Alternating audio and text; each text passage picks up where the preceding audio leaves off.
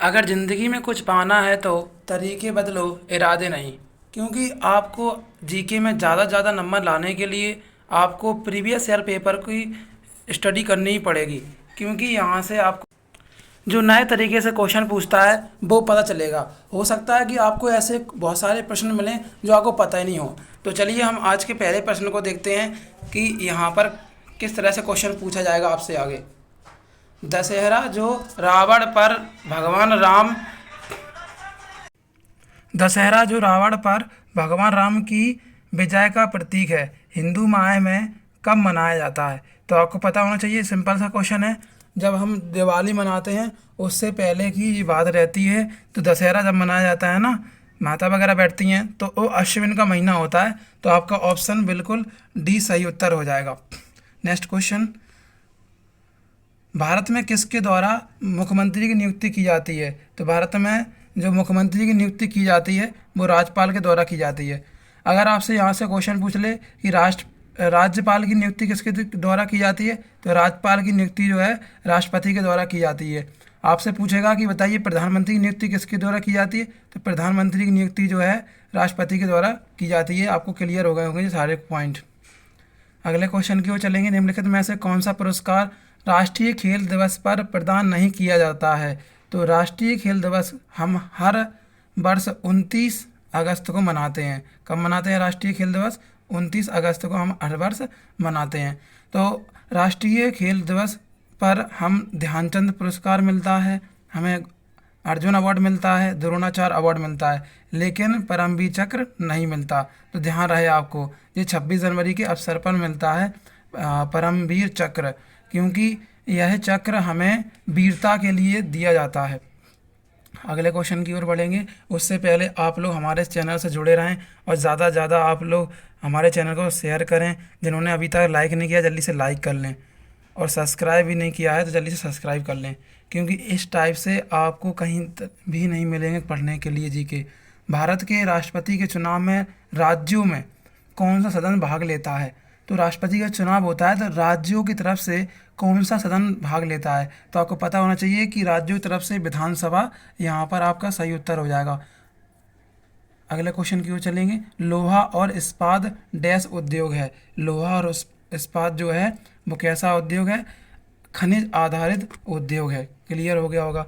अगले क्वेश्चन की ओर चलेंगे। भारत में मानसून की अवधि जून के आरंभ से सितंबर तक डैश दिनों के बीच मनाई जाती होती है? तो जब मानसून आता है ना, जून में स्टार्ट हो जाता है और सितंबर के महीने में वो लगभग ख़त्म होने को होता है मानसून। तो वो कितने दिनों तक रहती है मानसून की अवधि? तो उत्तर आपका बी बिल्कुल सही उत्तर होगा, 100 से 120 दिन का। मैं आपको यहाँ पर एक इम्पोर्टेंट चीज़ बता दूँ, जब जून के महीने में आता है तो इसे साउथ वेस्ट मानसूनी बोलते हैं। हिंदी में दक्षिण पश्चिम मानसून भी इसे कहा जाता है। इसी से 90% से ज़्यादा अपने भारत में बारिश होती है। आपको यहाँ पर जो क्वेश्चन पूछा हुआ है, तो आई होप आपको क्लियर हो गया होगा। आगे बढ़ते हैं। निम्नलिखित में से किस खिलाड़ी ने भारत के लिए क्रिकेट टेस्ट में पहला शतक बनाया था? एसएससी का बहुत ही फेवरेट क्वेश्चन है कि भारत के किस खिलाड़ी ने पहला टेस्ट शतक बनाया था? तो ऑप्शन आपका डी बिल्कुल सही उत्तर होगा, लाला अमरनाथ। कई बार रिपीट भी हो चुका है, आगे भी पक्का आएगा। अगले क्वेश्चन की ओर चलेंगे। काम के अधिकार को लागू करने के लिए भारत की केंद्र सरकार द्वारा महात्मा गांधी राष्ट्रीय ग्रामीण रोजगार गारंटी अधिनियम मतलब मनरेगा किस वर्ष में अधिनियमित किया गया था? तो 2005 में आया था। ऑप्शन बी आपका बिल्कुल सही उत्तर हो जाएगा, 2005। इसमें 100 दिन का रोजगार दिया जाता है। ये भी क्वेश्चन पूछा गया, आप ध्यान रखना। भारत सरकार ने वर्ष डैश में एक अधिनियम पारित करके तत्कालीन जम्मू कश्मीर राज्य की विशेष संवैधानिक स्थिति को रद्द कर दिया। तो आपका उत्तर 2019 बिल्कुल सही उत्तर हो जाएगा। अगले क्वेश्चन की ओर बढ़ते हैं। सफ़ेद सिल्वर क्लोराइड सूर्य के प्रकाश में क्यों हो जाता है? तो सफ़ेद सिल्वर क्लोराइड सूर्य के प्रकाश में क्यों हो जाता है, अभी इसको हम थोड़ा डिटेल में भी समझ लेंगे। यहाँ से कई बार परीक्षा में क्वेश्चन आ चुका है। सिल्वर क्लोराइड का प्रकाश द्वारा सिल्वर और क्लोरीन में अपघटन के कारण, मतलब सिल्वर और क्लोरीन में क्या हो जाता है, ये अपघटित हो जाता है। तो सिल्वर क्लोराइड जो है सूर्य के प्रकाश में क्या हो जाता है, अपघटित हो जाता है। सिल्वर जो है चांदी मतलब Ag, और ये किस में टूट जाएगा, क्लोरीन मतलब सिल्वर और क्लोरीन में ये अपघटित हो जाता है, मतलब टूट जाता है। कौन टूट जाता है, सिल्वर क्लोराइड टूट जाता है।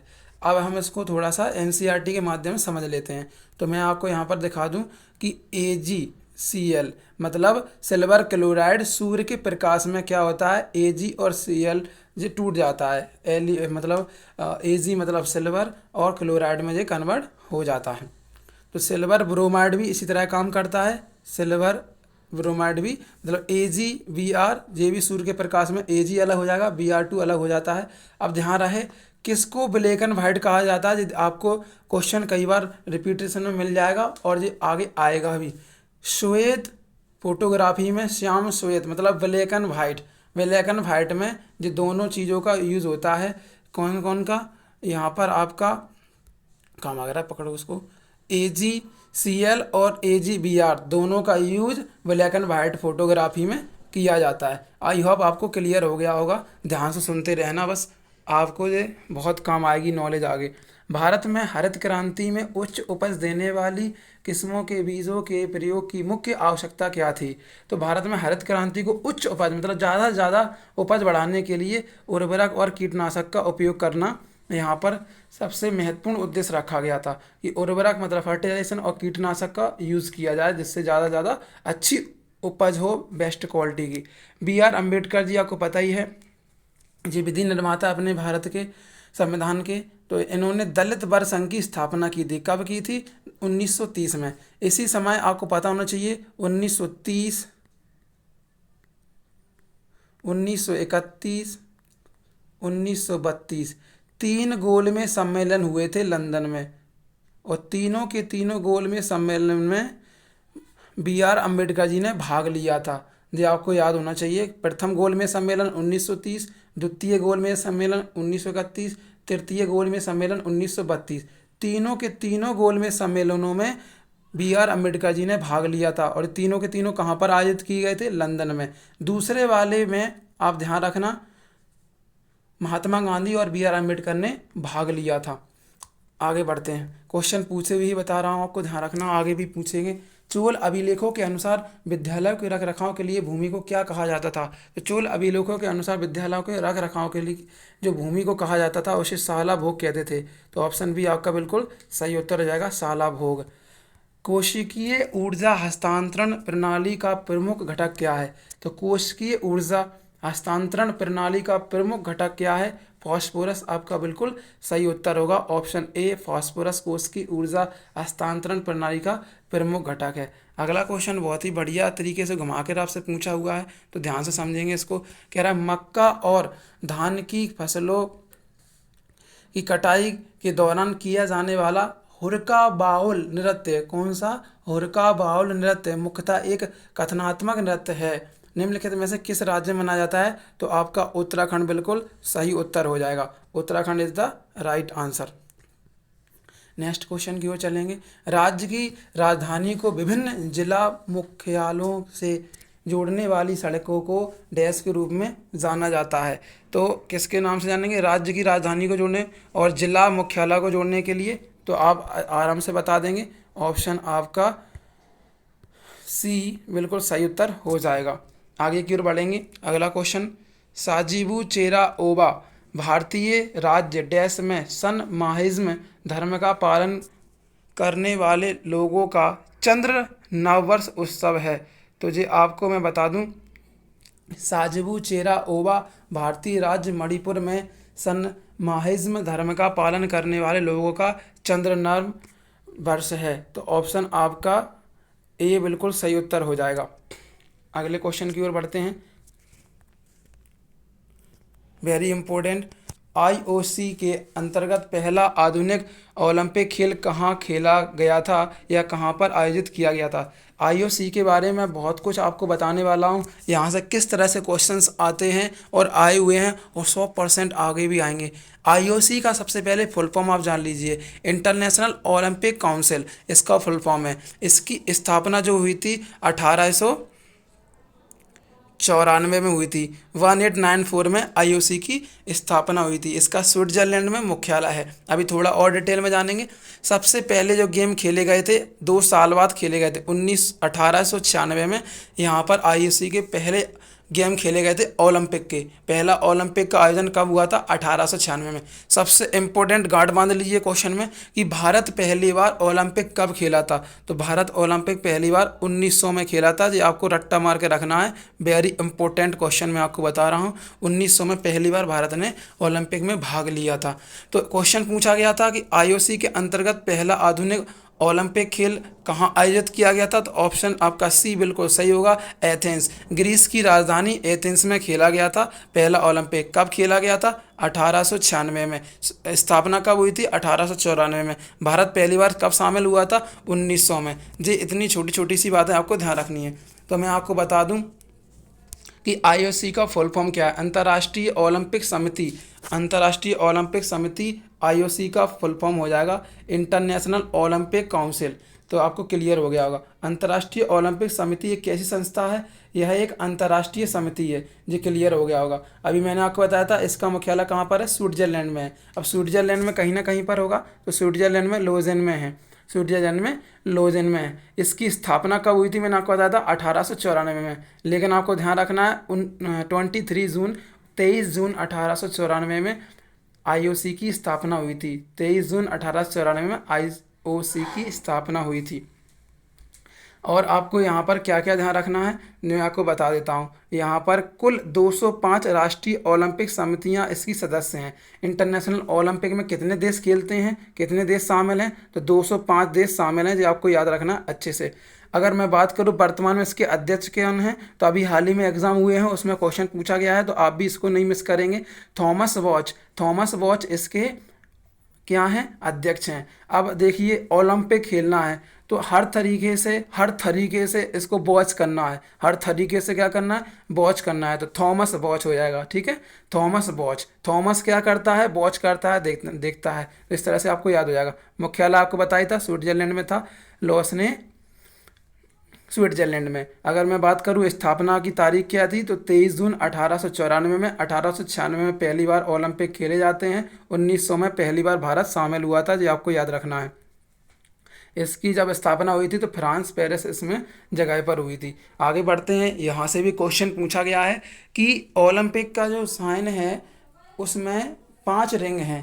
5 रिंग जो हैं अलग अलग देशों को रिप्रेजेंट करती हैं। तो आपको बताना है कि कौन कौन से अलग अलग देश हैं जिनको रिप्रेजेंट करती हैं। तो मैं आपको बता दूं एक एक करके, ध्यान से आप समझना चीज़ को।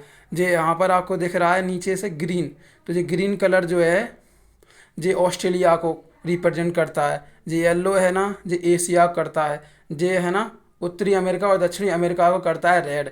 अगर मैं करिया की बात करूं तो ये करिया जो है ना ये अफ्रीका का है। अब बचता है यह वाला भाग, तो ये आपको क्लियर हो गया होगा। ये यूरोप का हो जाएगा, यूरोप। यूरोप। और ये वाला भाग है ये अफ्रीका का है। और ये वाला है दक्षिणी अमेरिका और उत्तरी अमेरिका का। ये ऑस्ट्रेलिया का हो जाएगा। ये अपना हो जाएगा एशिया का। तो आपसे ये भी क्वेश्चन पूछा गया है कि निम्नलिखित में से कौन सा ओलंपिक की रिंग में रंग नहीं है। तो वाइट ऑप्शन था उसमें, तो वाइट रंग नहीं होता है। ये कौन कौन से होते हैं? ब्लू होता है, ब्लैक होता है, येलो होता है ना। येलो जी रेड हो गया, जी ग्रीन होता है, लेकिन वाइट नहीं होता। आपको ये याद रखना है। मैं आपको थोड़ा सा और डिटेल में बता दूं। यहाँ पर आपको दिख रहा है कि देखो ब्लू यहाँ पर यूरोप को, अफ्रीका को करिया और अमेरिका को यहाँ पर आपको दिख रहा है रेड, एशिया के लिए येलो और ऑस्ट्रेलिया के लिए ग्रीन। तो आई होप आपको क्लियर हो गया होगा।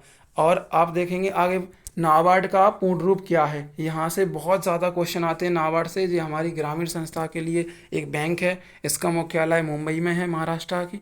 तो आपको यहाँ पर ध्यान रखना है। एन से हो जाएगा नेशनल, और वी से हो जाएगा बैंक, फिर ए से हो जाएगा एग्रीकल्चर, आर से हो जाएगा रूरल और डी से हो जाएगा डेवलपमेंट। तो आप ध्यान रखेंगे एन से क्या हो जाएगा नेशनल, पी से क्या हो जाएगा बैंक, ए से क्या हो जाएगा एग्रीकल्चर, आर से क्या हो जाएगा रूरल, डी से हो जाएगा डेवलपमेंट, तो हो गया नाबार्ड। आपको ये चीज़ क्लियर हो गई होगी। अब इसका हिंदी में भी जान लेते हैं, इसकी स्थापना कब हुई थी वो भी हम जान लेते हैं, इसके वर्तमान अध्यक्ष कौन है वो भी हम समझ लेते हैं। तो ध्यान से सुनेंगे। राष्ट्रीय कृषि ग्रामीण विकास बैंक, राष्ट्रीय कृषि और ग्रामीण विकास बैंक, ये नाबार्ड का हिंदी में रूप है, पूर्ण रूप। भारत की एक क्षेत्रीय ग्रामीण बैंक है। भारत की एक ऐसी बैंक है, क्षेत्रीय ग्रामीण बैंक है। क्लियर हुआ। इसका शीर्ष क्या है, नियामक निकाय है। यह किसके तहत काम करती है, वित्त मंत्रालय के अधिकार में रह के काम करती है।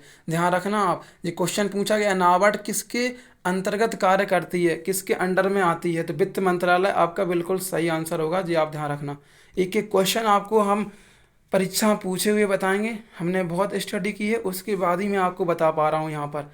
क्लियर हुआ। तो आपको ध्यान रखना है, यह नाबार्ड कैसी संस्था है, वित्तीय समावेशन विकास की कार्यान्वयन संख्या की संख्या है, संस्था है। आपको ध्यान रखना है। अब मैं कुछ इम्पोर्टेंट और फैक्टों पर चर्चा कर लेता हूँ। नाबार्ड की स्थापना पता नहीं कितनी बार रिपीट हो चुका है। नाबार्ड की स्थापना कब हुई थी, 12 जुलाई, कब हुई थी, 12 जुलाई 1982 में, 12 जुलाई 1982 में नाबार्ड की स्थापना, 12 जुलाई 1982 में नाबार्ड की स्थापना। इसका उद्देश्य क्या है, यह कृषि को लोन देना, ग्रामीण विकास करना, क्रेडिट इत्यादि चीज़ों का। इसका मुख्यालय आपको बताया था मैंने, मुख्यालय हो जाएगा महाराष्ट्र में, मुंबई। तो क्लियर हो जाएगा आपको। मालिक कौन रहता है नाबार्ड का, वित्त मंत्रालय, भारत सरकार। वेरी इंपॉर्टेंट, वर्तमान में इसके अध्यक्ष कौन है, तो वर्तमान में इसके अध्यक्ष शाहजी केवी हैं। शाहजी केवी नाबार्ड के वर्तमान में अध्यक्ष हैं, ये आपको याद रखना है। तो वर्तमान अध्यक्ष कौन हो जाएंगे, शाहजी केवी जी। रहा नाबार्ड का लोगो, नाबार्ड का लोगो आपके स्क्रीन के सामने है। आई होप आपको क्लियर हो गया होगा, दिमाग में इमेज बैठ गई होगी नाबार्ड की। N for national, B for bank, A for agriculture, R for rural, D for development. तो आपको फुल फॉर्म भी बढ़िया से क्लियर हो गया होगा। अंतिम क्वेश्चन हमारा आज का, भारतीय संविधान में मूल अधिकारों का सिद्धांत कहाँ से लिया गया है। तो भारतीय संविधान में मूल अधिकारों का जो हमने सिद्धांत लिया है, मूल अधिकार फंडामेंटल राइट, ऑप्शन आपका डी बिल्कुल सही हो जाएगा। अब आपको पता होना चाहिए कि मौलिक अधिकार कहाँ से कहाँ तक हैं। तो मौलिक अधिकार अनुच्छेद 12 से लेकर 35 तक इसका वर्णन है, और यह कौन से भाग में है, यह भाग 3 में है। आपको जो ध्यान रखना है, भाग 3 में मौलिक अधिकारों का वर्णन है। भाग 3 रोमन में आपको लिख के दिखा दे रहा हूँ, ऐसे भी अपन लिखते हैं। क्लियर हो गया होगा। हमने कहाँ से लिए हैं मौलिक अधिकारों को, संयुक्त राज्य अमेरिका से लिए हैं। अनुच्छेद 12 से 35 तक इसका वर्णन है भाग 3 में। अगर मैं बात करूँ यहाँ से दक्षिण अफ्रीका से, हमने अपने भारतीय संविधान में क्या लिया है, तो दक्षिण अफ्रीका से हमने भारतीय संविधान में संविधान के अंतर्गत संशोधन करना, संविधान में संशोधन करना, ये हमने दक्षिण अफ्रीका से सीखा है।